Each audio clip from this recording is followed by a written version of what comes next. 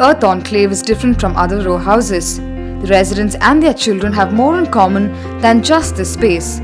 They were brought together by their school.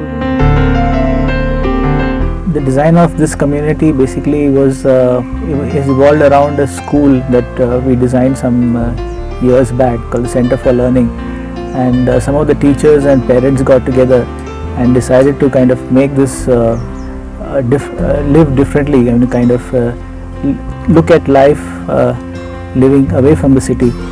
And we as architects and builders, we kind of got together and identified the land and designed a layout which kind of gave a lot of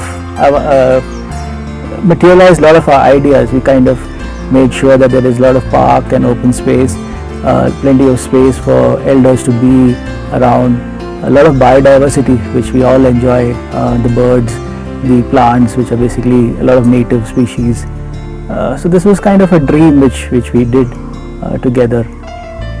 Unlike most other row houses, all 25 in this enclave are placed on similar sized wedge-shaped plots that overlook the same central green space.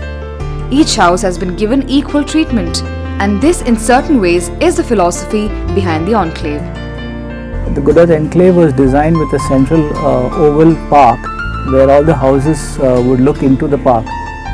The advantage of this being that you don't have any house in front of you. All the houses share this large park, which kind of becomes the theme. And in the evening, this becomes a kind of activity area where children are playing, elders are sitting around. This basically community was designed for 25 families, and right now there are about 9 families living here. And eventually, maybe in some years' time, all the families will build their houses and come together. The IPE's own residence is quite the blueprint for the other houses in the neighborhood. Built entirely with natural materials, the IPE's residence has a ground floor living area and the bedrooms upstairs. When we started the design of our house, the overriding concept behind the house was to create one space which would be the heart and the soul of the house, where all the activities could take place. Reading the newspaper, where the children could do homework, cooking, eating together. All the activities could culminate in this space. And the design of the living, dining and the kitchen in our house has kind of achieved that, wherein the spillover becomes the veranda, which is a semi-outdoor space, which is very conducive to our lifestyle and also to the climate in Bangalore. And from there, the design of the individual spaces has been consciously kept very basic and functional, where there would be just the basic furniture and space for the individual to express themselves. The only indulgence in that has been our bathroom, which has a bath terrace which is shaded by the canopy of a lovely rain tree, where when you're having a bath, it's a very, very nice and airy feeling to it. Now, it is not just the design of the house that has been thought through. Even the materials used in building the house have been carefully chosen. The main material for building our house is basically burnt brick, which we use structurally as load-bearing walls.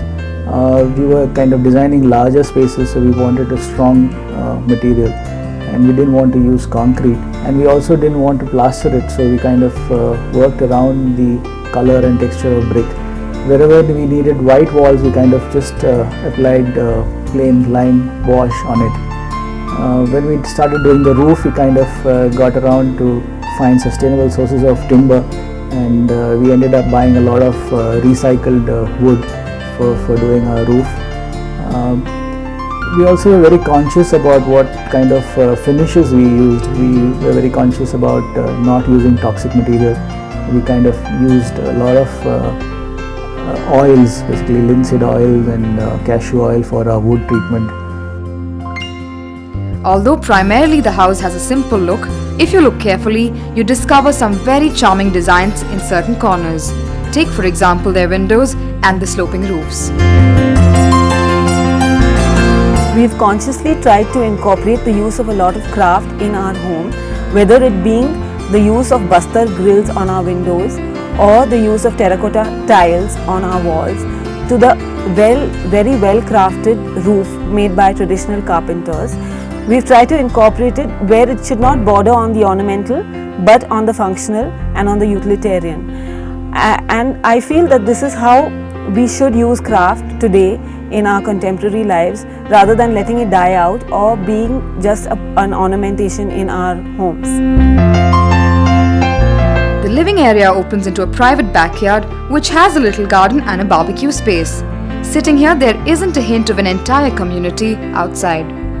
I'm sitting here in this little corner of my house, which is a favorite corner, where there's always a gentle breeze blowing and there's a lovely quality of light throughout the day. You can hear some birds chirping and one can always retire here and relax.